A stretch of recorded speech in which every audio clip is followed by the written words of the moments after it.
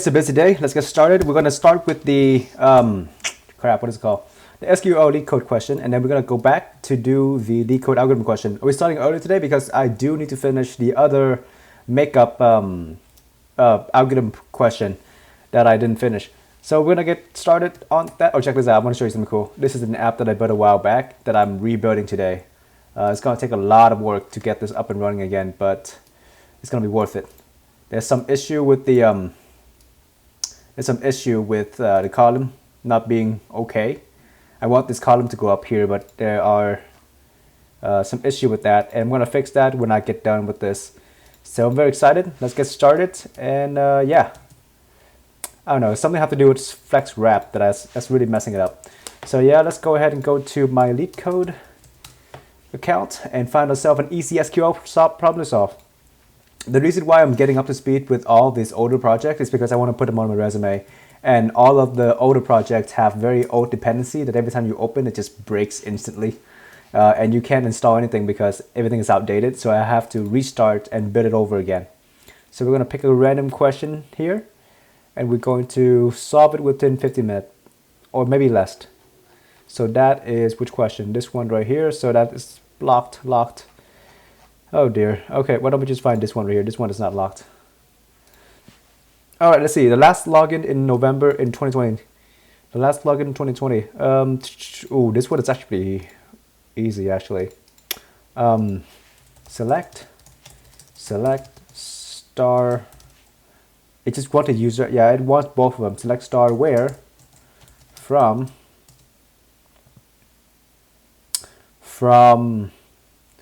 select star from what's it called? Login where logins where what is it called? Timestamp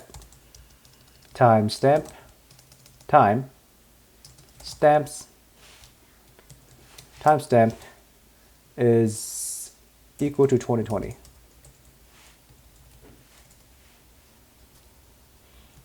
There we go.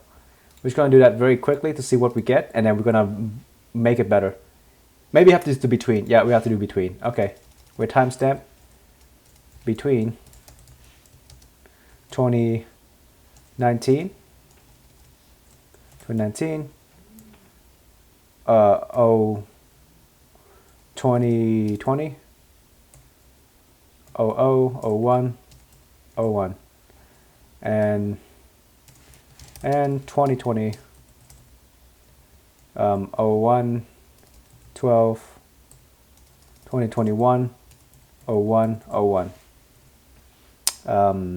yeah, let's see what we get. And I'm supposed to capitalize the between B and N keyword. Okay, so we got those. Outputs expected 682. We got 28 here. What do we have 28? Oh, it just wants the distinct of it. Last login 666 630 603. Yeah, okay, so select distinct. Select, actually, you know what? I can just do order by user ID. And that's going to grab the first column, I think. The very first entry and put it there. Okay.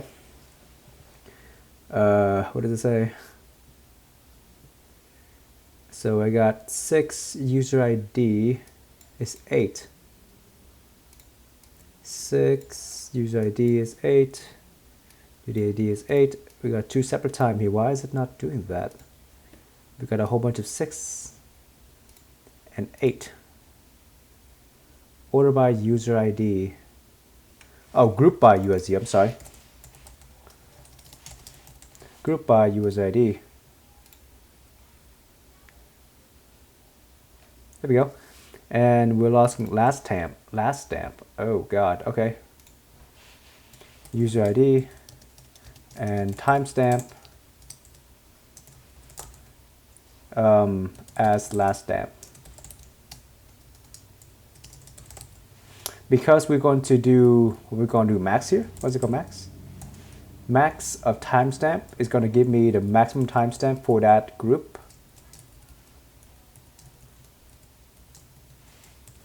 Max of timestamp as last stamp. Group by user ID. Okay, so that's working. Let's go ahead and submit that, and we're gonna see where this goes here.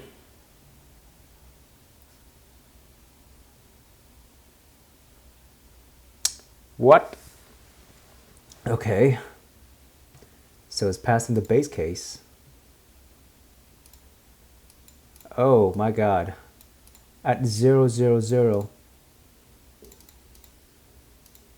And oh, because it ends on the last day between.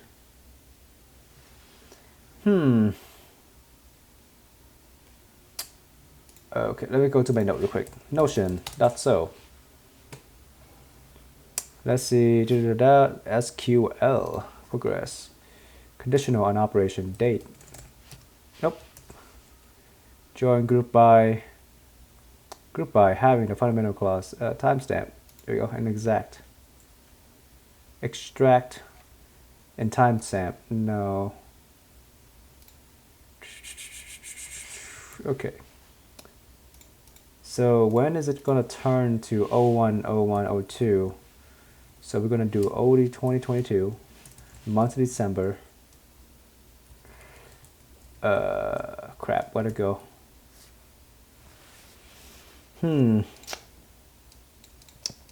It's grabbing the last entry and expected that it's 2020/01/2016. User ID 2 is not in this group. 01/16. Why is 01/16 not in this group? 01/16. Between operator. Subquery conditional creating database using Postgres. Join and using self join. I think that's what it's this. Group by and having clause. Date and time. Between. I think it's in the fundamental column that I need to have looking at. Order by in. Between. Year, month, date. Okay. Note that's ISO, so the year, day. Notice that it was the 5th of month 0. The immediate date is starting to be 15, which means all the interaction the prior day. Okay, not between. Where the inclusion, not between 2021. Okay, so not between. Not between 2021. Wait, between. It's inclusive, which means it's less than or equal to. Between and not between. Where between will exclude everything outside of that. So between the 0021. Oh, why don't we grab 2019? Wait, hang on a minute. It's right here. 01/16, 01/01, and 2021 01/22. Why is it not grabbing that?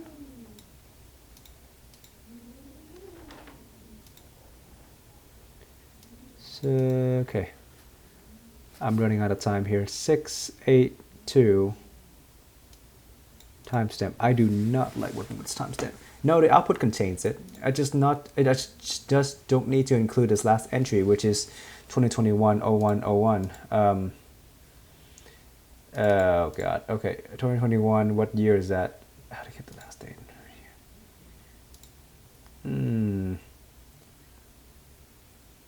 Inclusive. It's the first day of the first month. That's gonna get the first day of next year. Can I do 00? That will break it, right? That will totally break it.